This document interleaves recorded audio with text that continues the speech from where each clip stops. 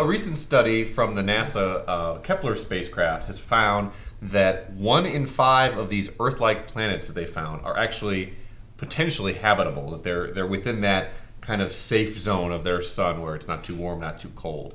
And every time you turn on the news, we're seeing these reports they're finding new planets. Can we even have the argument anymore that, is there life on other planets? Is there life elsewhere in the universe?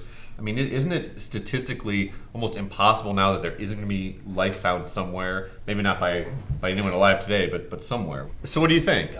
Well, I think, obviously, I think we would be stupid to think at this point that there isn't life somewhere else. Whether it's as evolved as we are as humans, I guess that's obviously a little too early for us to say, but I think there's been plenty of evidence from what they've determined on Mars that life certainly at some point could have existed there in some form again. Yeah, I mean, it certainly seems highly improbable, I think, now, given what we know now, Sure.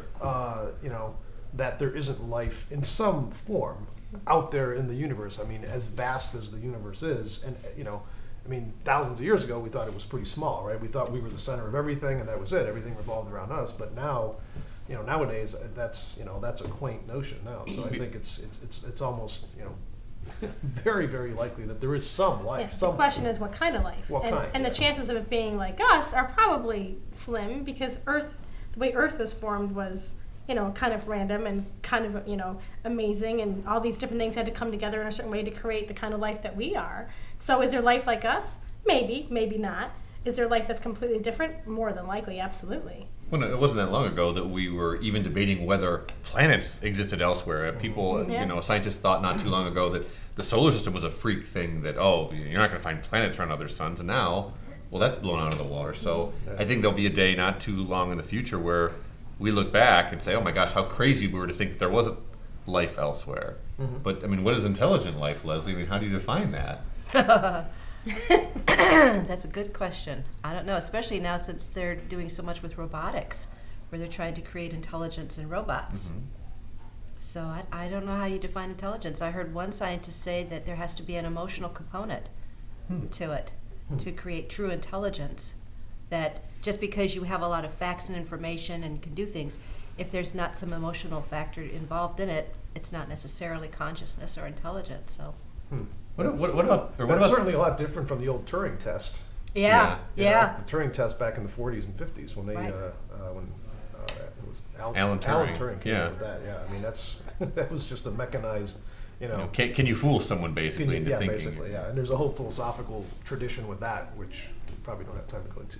When you think about, there could be life elsewhere in our solar system. I mean, they've talked about, Titan and the oceans potentially under Europa's frozen skin, the moon of Saturn. I mean, it's kind of amazing to me that we aren't actively going after some sort of a robotic probe or lander or something for some of these moons where, it's a stepping stone to go to Mars or the moon, but it's interesting to me that we haven't had that kind of almost the manifest destiny thing, the push forward to see what else is in our solar system. Well, I think there have been a lot of programs that NASA initiated to do that for funding reasons have been cut.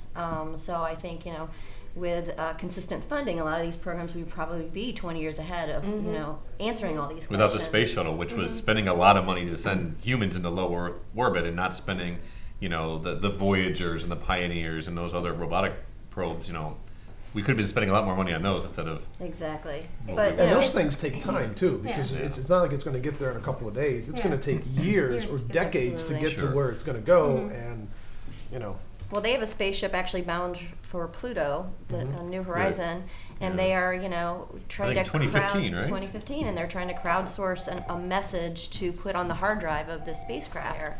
And like I said, NASA's a government agency. Politics come into it. That's why these programs come in and out of favor.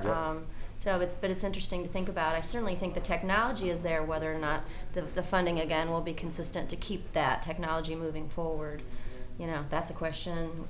Whoever's president in 4 years, in the next 4 years, will probably. It's probably a question of private funding too, of private individuals and companies getting into this game and trying to capitalize on it, because as you said, that it's no longer funded anymore. We're not doing it as much.